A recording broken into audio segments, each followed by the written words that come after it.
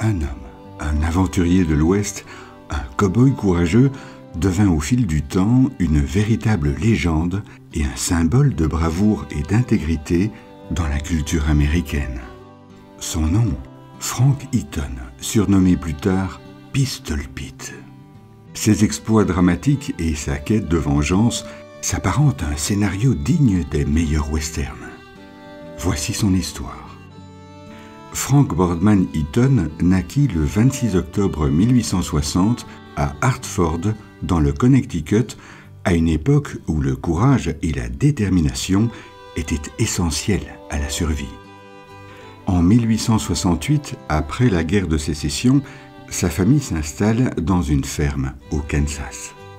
Cette même année, son père, abolitionniste et vétéran de l'armée de l'Union, fut impliqué dans une dispute avec plusieurs confédérés. Peu après, 6 hommes se présentèrent à leur domicile et le père de Frank fut abattu de sang-froid sous les yeux du jeune garçon alors âgé de 8 ans. Étrangement, c'est cet événement qui allait déterminer le destin admirable de Frank Eaton. Voici un enregistrement exceptionnel où Frank lui-même raconte le meurtre de son père. In 68, my father was called to the door and shot down like a darn mad dog by a bunch of Missouri men that had been on the other side of the trench in the war. And there were 6 of them that killed him. There were 6 men killed him. But after the death of my father, there was a man there by the name of Moses Beeman, a friend of father. He came over there and he put his hand on top of my head and he says, "May an old man's curse rest on you the longest day you live if you don't find and shoot the man that murdered your father." Well, I was just a kid of a boy and I thought I had it to do. And he came over with a pair of old Dragoon cap and ball pistols and learnt me how to use them. C'est donc Moses Beeman, un ami de son père, qui lui donna une paire de revolvers et lui apprit à s'en servir. Dès ce moment, Frank s'entraîna sans relâche et se montra rapidement un tireur exceptionnel. Un exploit d'autant plus remarquable que Frank était né avec un strabisme, mais il avait compensé cet handicap en trouvant le moyen de tirer à vue et d'instinct. Il était si doué qu'il pouvait décapiter des serpents en tirant aussi bien avec sa main droite que sa main gauche. À l'âge de 15 ans, désirant en apprendre davantage sur le maniement des armes, Frank se rend à Fort Gibson, en Oklahoma, où il se mit à rivaliser avec certains des meilleurs tireurs d'élite de la cavalerie. Et il les surpassa à chaque fois. Oui. Sa réputation de meilleur tireur de la région était née, et Frank Eaton fut désormais connu sous le nom de Pistol Pete. Dès ce moment, Frank se mit à la recherche des hommes qui avaient tué son père des années auparavant. Et il arriva à ses fins. Oui. En réalité, il retrouva et tua 5 des 6 meurtriers et apprit que le dernier homme avait été tué au cours d'une partie de poker. Mais comme Eaton était plutôt méfiant, eh bien il assista aux funérailles pour s'assurer de sa mort. Sa vengeance satisfaite, Eaton devient alors marshal adjoint des États-Unis en territoire indien dans l'Arkansas sous les ordres du célèbre juge Isaac Parker, considéré comme l'un des juges fédéraux les plus sévères et les plus influents de son époque. Frank s'installa à Bartlesville, dans l'Oklahoma, et eut bientôt une petite amie du nom de Jenny qui lui offrit un crucifix à porter autour du cou. En fait, le crucifix sauva la vie d'Eaton en déviant une balle à hauteur de poitrine. Ouais. Malheureusement, Frank n'eut jamais l'occasion de remercier la jeune femme qui mourut d'une pneumonie. Il décida alors d'enterrer la croix au pied de sa tombe. Au cours de sa carrière, Pistol Pete participa à plusieurs fusillades et abattit 11 personnes. Il disait souvent qu'il préférait avoir les poches pleines de pierres plutôt qu'une arme sans munitions. On peut le comprendre.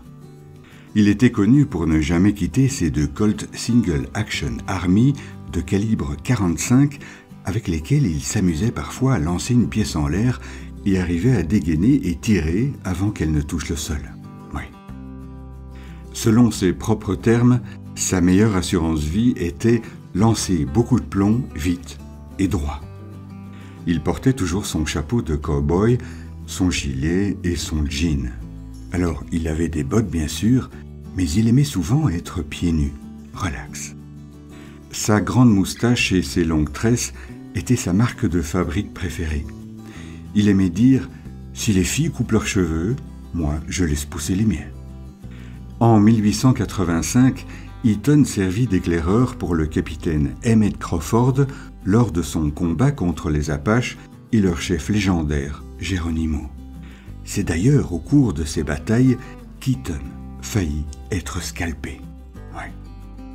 À 29 ans, il participa à la ruée vers les terres de l'Oklahoma et s'installa dans la ville de Perkins, où il fut shérif et ensuite forgeron.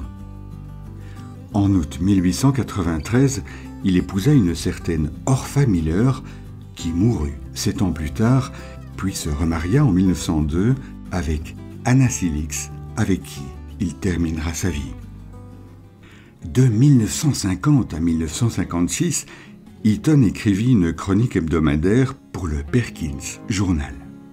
Les articles relataient sa philosophie de vie, des anecdotes souvent humoristiques et des souvenirs de l'époque des pionniers. En 1952, Eaton écrivit sa propre biographie intitulée « Pistol Pete, vétéran of the Old West ». Dans le milieu littéraire, on qualifiait ce livre de patrimoine américain authentique et passionnant. Un second livre intitulé « Campfire Stories » ne fut publié que 30 ans après sa mort. Frank fit des apparitions publiques jusqu'à la fin des années 1950. Les jeunes adoraient venir chez lui pour l'écouter raconter ses anecdotes sur le bon vieux temps et surtout le voir dégainer son arme à la vitesse de l'éclair. Il continua à porter son revolver toujours chargé jusqu'à la fin de sa vie. Il eut 9 enfants et 31 petits-enfants. Frank Eaton, alias Pistol Pete, décédera dans son sommeil le 8 avril 1958 à l'âge fort respectable de 97 ans. Le révérend McCowan déclara à ses funérailles « Il avait une apparence dure, mais il était gentil et tendre. Il pouvait citer Shakespeare, Platon ou Aristote et connaissait la poésie. Les enfants l'adoraient. » Eaton fut immortalisé par 2 statues à travers l'Oklahoma et devint même la mascotte de l'Université d'Oklahoma, de l'Université du Wyoming et de celle du Nouveau-Mexique, symbolisant ainsi l'esprit authentique du Far West.